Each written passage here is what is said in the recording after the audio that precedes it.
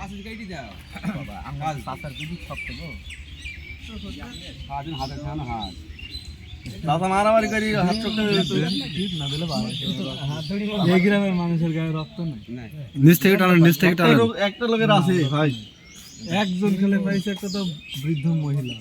এরকম ফোটা বেঞ্চ ভর্তি হয়ে গেছে ছুইতেছে রক্ত বেঞ্চ ভর্তি হয়ে গেছে কারোর গায়ে রক্ত নেই রক্ত কো আপনারা পানি খান না মনে হয় কেউ